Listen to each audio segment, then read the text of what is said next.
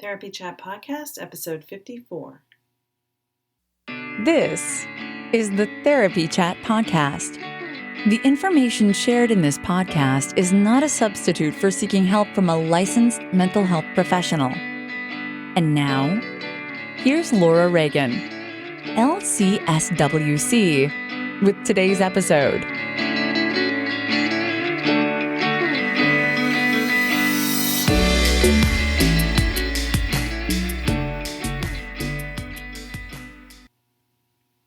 Hi, welcome back to Therapy Chat. This is your host, Laura Reagan, LCSW-C.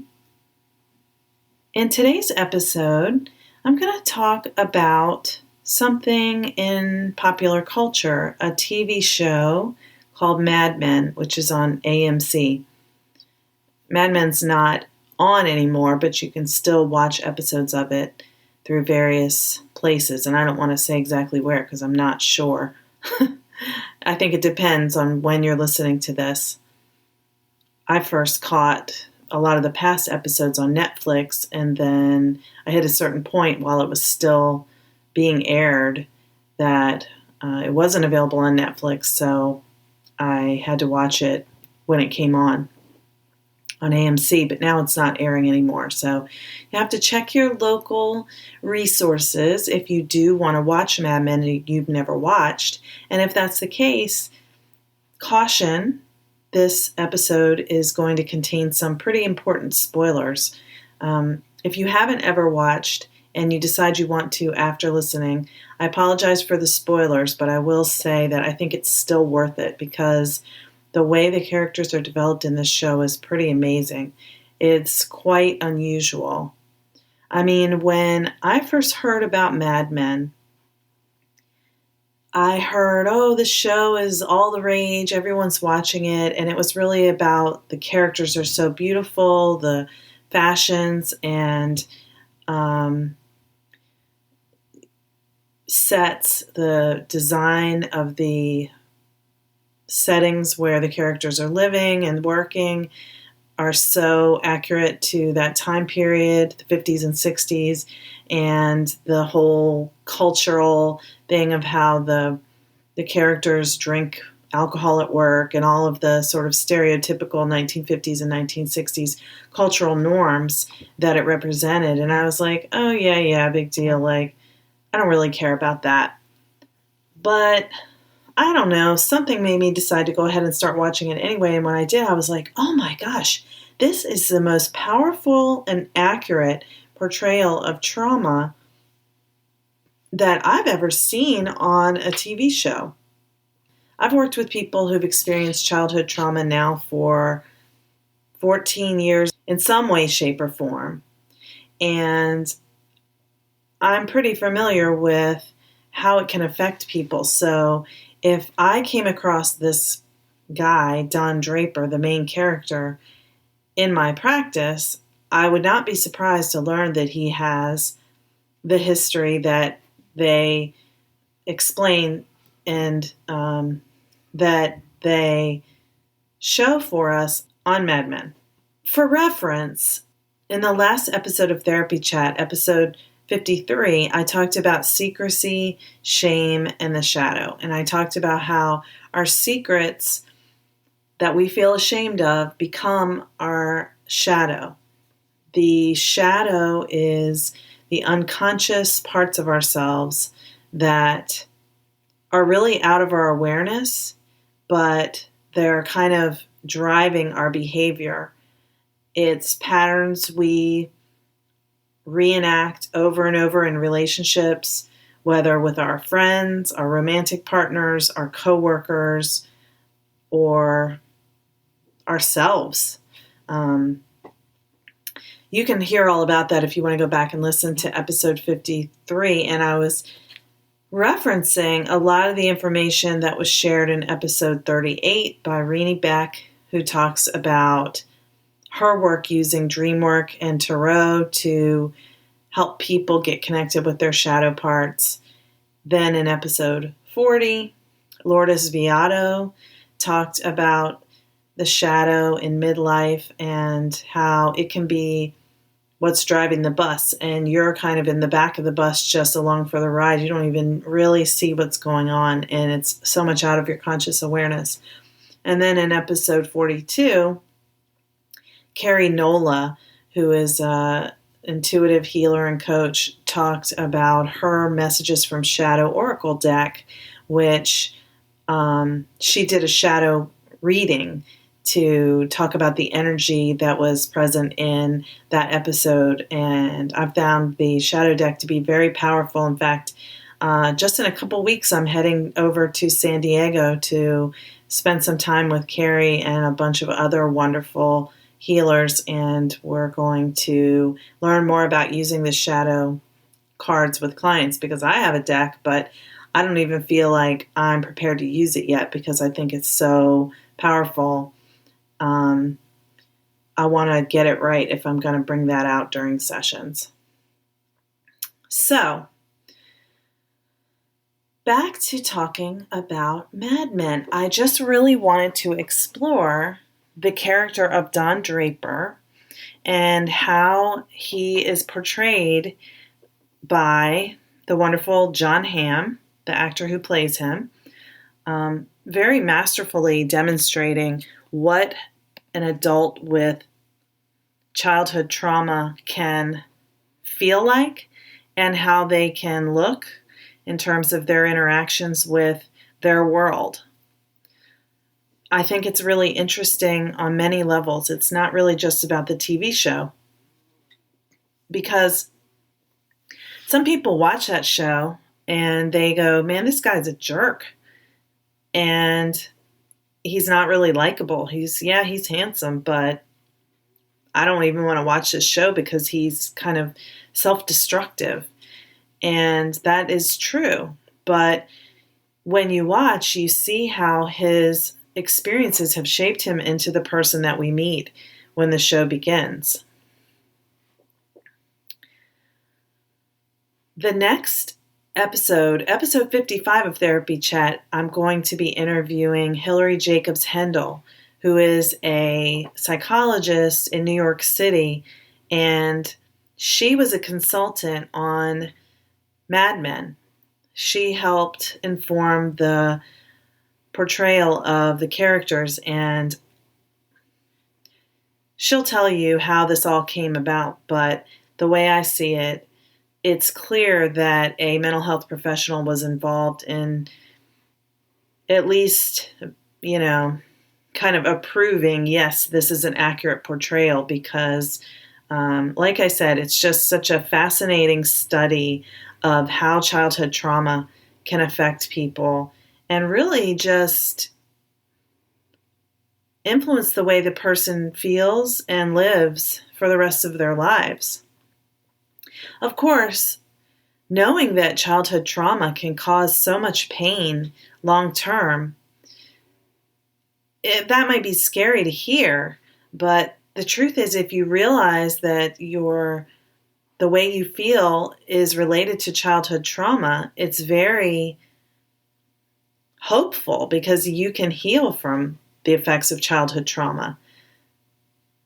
It's just when it's affecting you and it's not addressed, it goes on and on and on. And our old way of thinking was, hey, kids don't remember the things that happened to them. Pretty much they get through it, it's over. They're resilient, they bounce back, they forget about it. They don't really get what it means. And so, you just don't talk about it anymore. And then for the rest of their lives, they may be wondering, what's wrong with me? Why do I feel this way? Am I bad? All these things that trauma can make you feel. And if they only knew that it was the childhood traumatic experiences, particularly relational trauma and ongoing complex or chronic trauma where it happens continuously throughout your childhood development, that it really can be so impactful. But again, it's never too late to begin healing from childhood traumatic experiences. I will go ahead and point out that I talked about the long-term effects of adverse childhood experiences and the issue of childhood abuse and how it affects people throughout the lifespan in a previous episode. So I will post a link to that episode in the show notes as well. And there's an amazing TED Talk, probably many amazing TED Talks, but one that I really love in particular was done by Dr. Nadine Burke-Harris. And she talks about the reason why we really should care about childhood trauma, because it is a public health epidemic. It costs lives, it costs healthcare expenses, and people just are suffering needlessly, physically and emotionally, because they don't understand that, because so many of us, including the medical profession, people are unaware that childhood trauma has long-term emotional and physical health effects. So this really is important. Childhood trauma really is one of my favorite topics to talk about, because no one should have to suffer traumatic experiences in childhood, but we can't undo what's already happened. What we can do is recognize the impact, take it seriously, and begin the healing process. So some past episodes where I've talked about this are episode 30, which was about childhood sexual abuse, episode 26, in which I interviewed Lisa Ferrance, LCSW-C, who's an expert on trauma. We're talking about methods that therapists can use in helping people recover from traumatic experiences. But if you're someone who has experienced some childhood trauma, for example, being sexually abused, physically abused, emotionally neglected, witnessing domestic violence, and so many other traumatic things that can happen during childhood, because children are very vulnerable. Lisa explains how the body is the key to healing and processing trauma. And I think it's a very hopeful episode, because you can understand how this really will get better with the right help. And then episode 19 is the one about the epidemic of childhood trauma, in which I talk about the Adverse Childhood Experiences study in Nadine Burke-Harris's TED Talk. I'll have all these links in the show notes, so you don't have to go jot it down right now. So let's go ahead and get started. I'm going to talk more about Don Draper, and this is your chance. If you don't want to hear these spoilers, get out now, go watch Mad Men, and then come back after you've gotten caught up.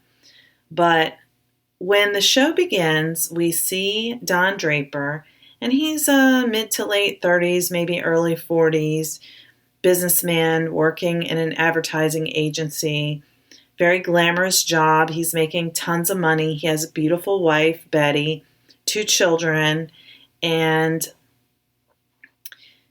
you see that in some of the first episodes, Betty, his wife, is wondering what he's thinking.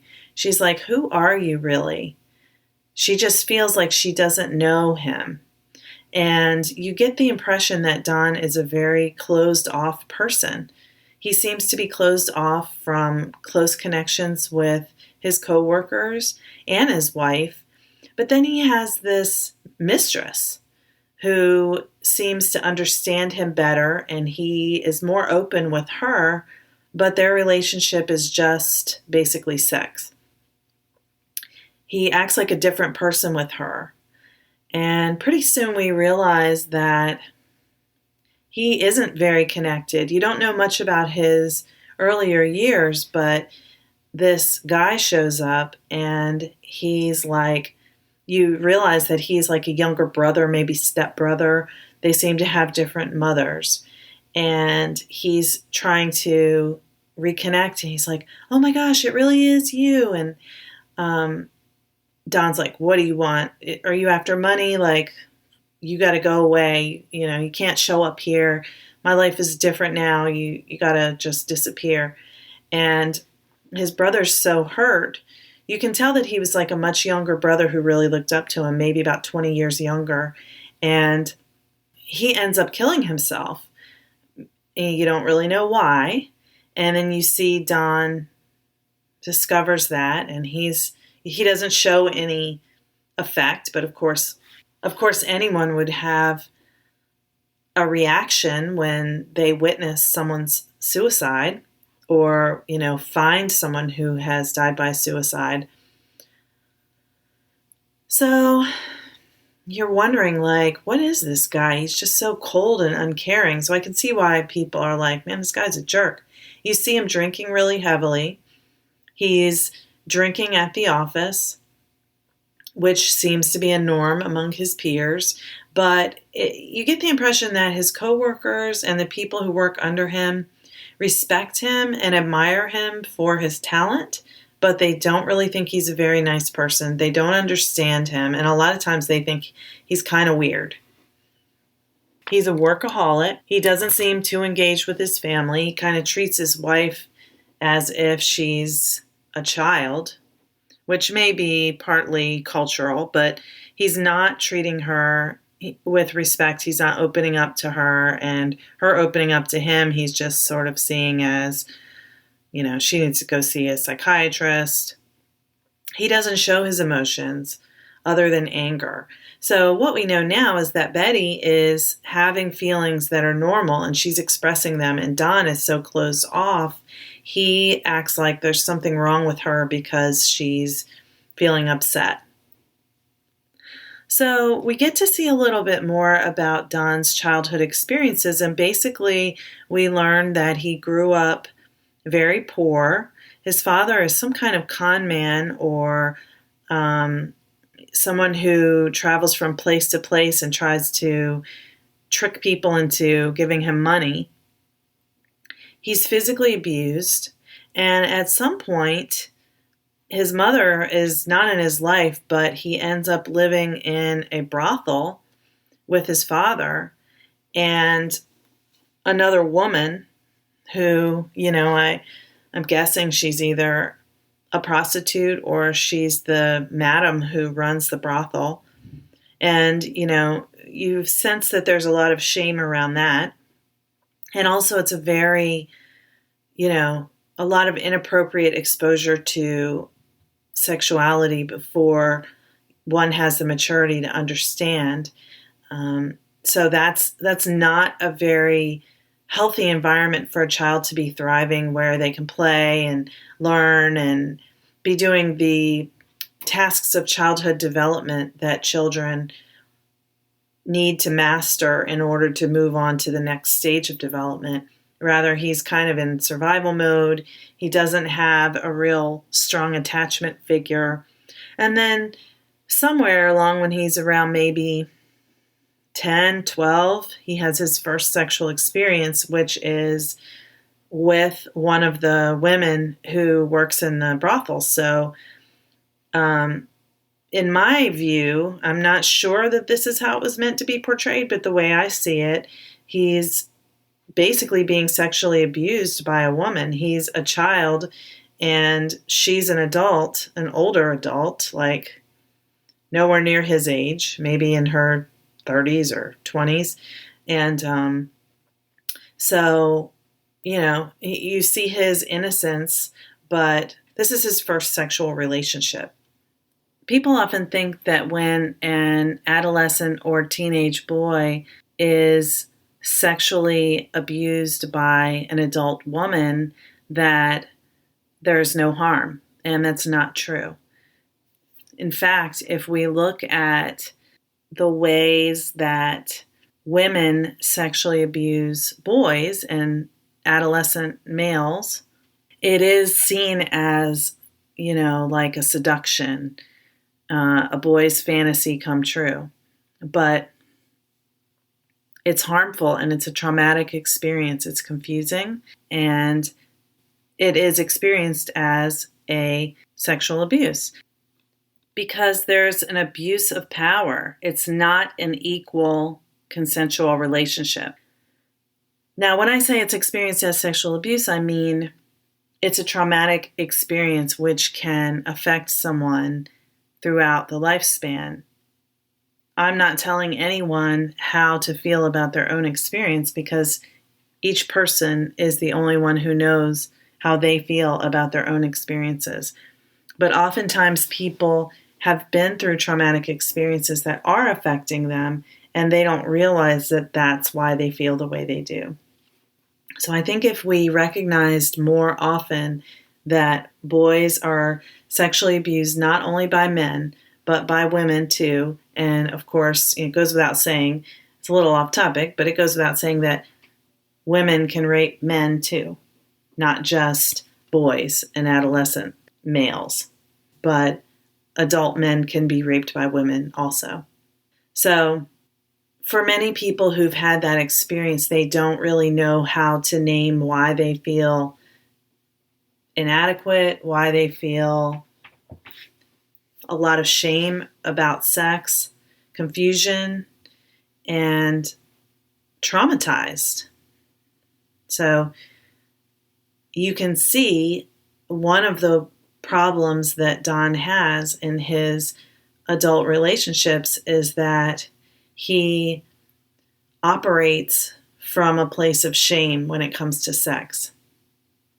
He doesn't really seem like he's enjoying sex that much, more like he does it compulsively and with a lot of self-loathing, in particular when he's not with his wife. So he has these other relationships that he doesn't seem to feel very good about because he's, the way he's conducting himself is the way someone does who doesn't feel proud of their behavior, doesn't feel they love themselves.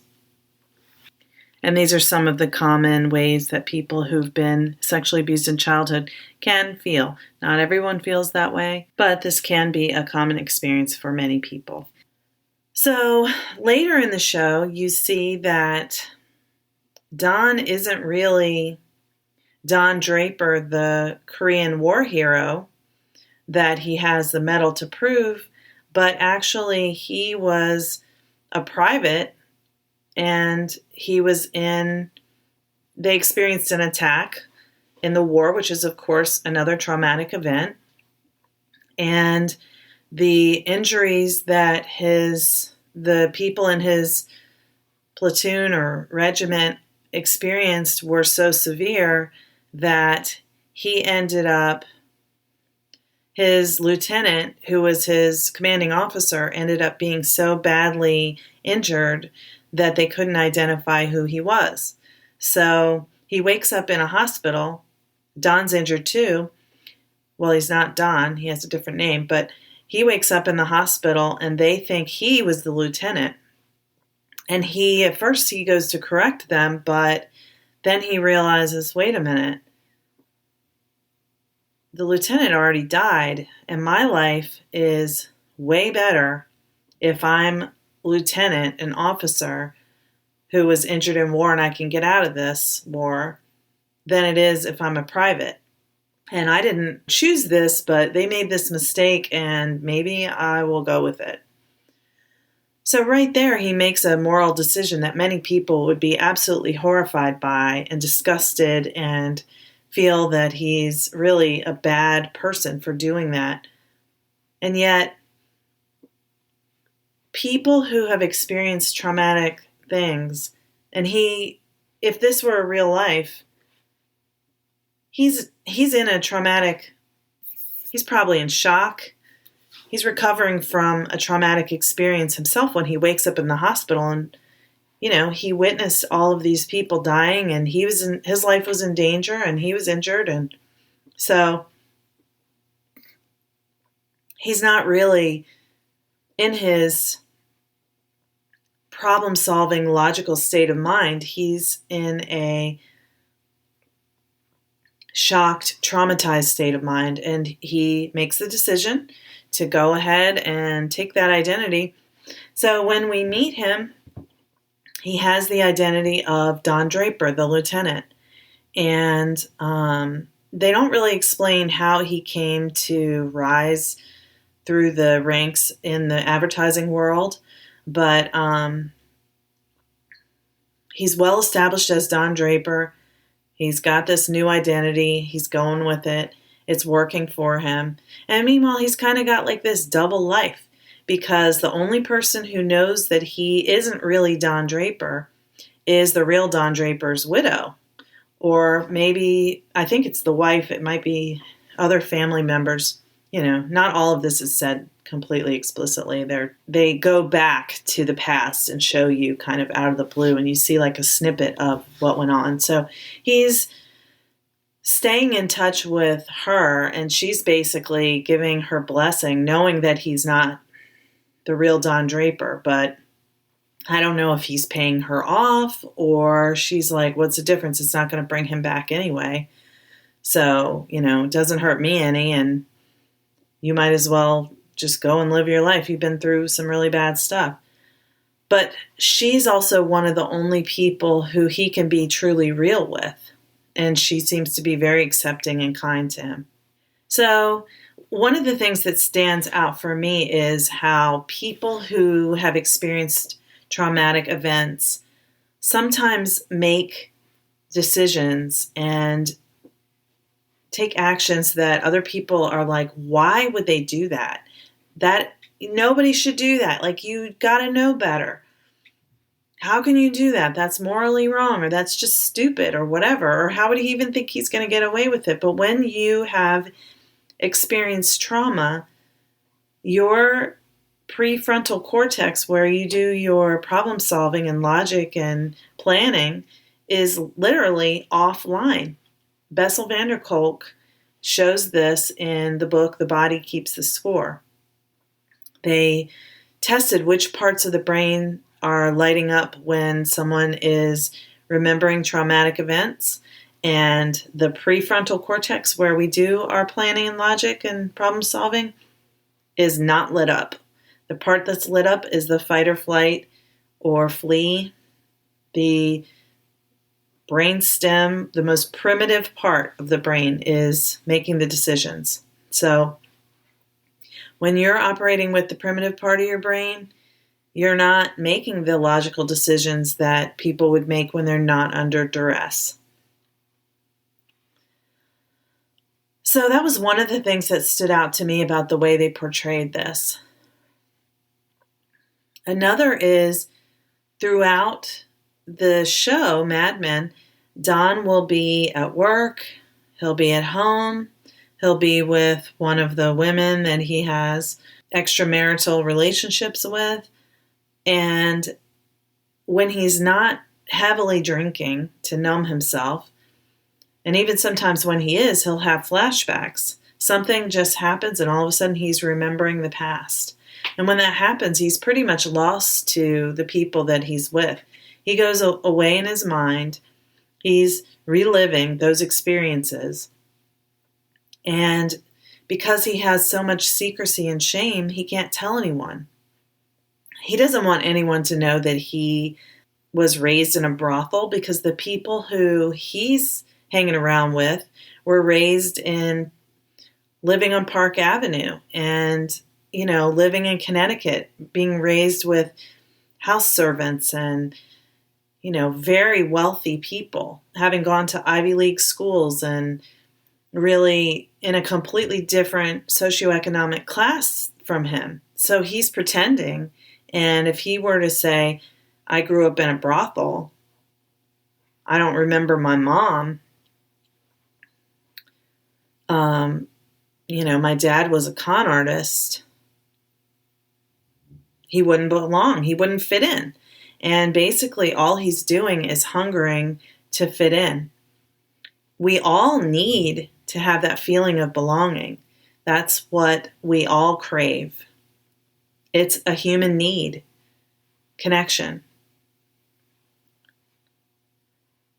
So the flashbacks are something that people who've experienced childhood trauma and any kind of trauma may have flashbacks, don't even really realize what's happening until you ask them, do you ever relive what happened and you feel like it's happening again, and you can see, hear, smell, and taste everything that was happening when the event occurred, and it's almost like you're watching a movie, but you can't get out of it. And people will say, yeah, that happens to me all the time. Or it happens when I'm having nightmares and they're so real, I'm reliving it. So these are some of the things that people who have had childhood trauma and any kind of trauma in adulthood too can experience. So, we know about people who have experienced war, the violence of war, that, sometimes something may remind them and they may have a flashback. But I don't think a lot of people who have experienced childhood abuse realize that that can happen to them too. And sometimes it happens, something triggers that memory and you don't even realize that you're kind of going away, which is dissociation. So another thing you see with Don Draper is that he's very disengaged. He's often spaced out. People who are communicating with him kind of see that he's in his own world. He says things sometimes, they're like, what is he talking about? And they just don't understand. And he doesn't really understand either. So it's not like he can tell anyone. And again, he has so much secrecy and shame. His shadow is totally driving the bus. And he's just basically hanging on to the back, trying not to fall off. So basically, because of his secrets and his shame and his shadow, he's basically living a double life. His wife has no idea that he has these affairs. They end up getting divorced, and then he gets married to another beautiful woman, but she doesn't get from him the emotional connection she's looking for either, and he's still having these other relationships, and he kind of gets obsessive about these other women. It's like he chooses these women who are very independent and different from the women that he marries, but he's obsessed with what they're doing. He'll demand for them to see him, whenever he wants to. He tries to have all the control in all of his relationships. And he has all this material success. I mean, he's totally rich, but his life feels to him and looks to the people who know him completely out of control. He's very self-destructive. And he has real difficulty with connection. His relationship issues seem to follow along with what's common for many adult survivors of sexual abuse and people who have attachment trauma. Children whose needs weren't met when they were growing up, emotional needs, safety needs, physical needs like having enough food, safe shelter. In adulthood, they often find it difficult to trust anyone and to connect. They feel isolated and they don't know how to connect with other people. Any of these types of trauma are things that you can recover from. So this isn't a doomsday scenario. This is basically me telling you that if you feel like this and you've had some kind of experiences in childhood where you didn't get what you needed, no one was there for you, no one understood how you felt, you can heal. I won't say it's easy because it's long-term therapy work, but it's easier than suffering with the kind of day-to-day reality that Don Draper is demonstrating and so many other people experience after having been sexually abused, physically abused, or neglected in childhood. So if any of these experiences that I'm talking about sound like you, if you feel the way Don Draper feels as I've described in this episode, or if you've had some of the experiences that Don Draper had that I talk about in this episode, please know that help is available for you. Find a therapist who has expertise, training, and skill in working with people who have had childhood trauma. someone who understands chronic and complex post-traumatic stress disorder, developmental trauma, also called childhood emotional neglect, family of origin issues. These are some of the ways that therapists may describe their work, and it's indicative of therapists who know how to help survivors of childhood trauma. Some of the methods that therapists use with survivors of childhood trauma, which can be very effective, include what Lisa Ferrance talks about: expressive arts modalities, body-based modalities, also known as somatic resourcing, somatic methods. These are some of the things that therapists would describe in how they help clients who have childhood trauma. Some of the specific therapeutic interventions that therapists use include sensory motor psychotherapy, which is a mindfulness-based method of processing trauma in the body. There's not necessarily any touching between the therapist and the client. It's more about understanding what's happening in your body where we hold our trauma and using the body to process trauma. EMDR, or eye movement desensitization reprocessing, is another therapeutic method that can be helpful with trauma. Internal family systems, or IFS, also known as parts work, can be very helpful in recovering from childhood trauma, especially for someone like Don Draper, who has basically 2 lives or more. He's almost like 2 different people. And that can be a common experience of dissociation for people who've experienced childhood trauma. I mentioned Bessel van der Kolk before. One of the things he talks about a lot is yoga therapy for trauma. Dance and movement therapy can also be very effective. So I'm going to talk more about trauma and methods for recovering from trauma in some upcoming episodes. I have a whole series on trauma and a series on attachment coming up. I'm super excited to share all of this with you because I'm extremely passionate about trauma work, and particularly the issues faced by people who have childhood trauma and things that were done to them repetitively throughout childhood. So I hope you will tune in for that series and that you found this episode to be interesting and educational. Hopefully I haven't ruined Mad Men for you. I tried to be sure to warn everyone about the spoilers.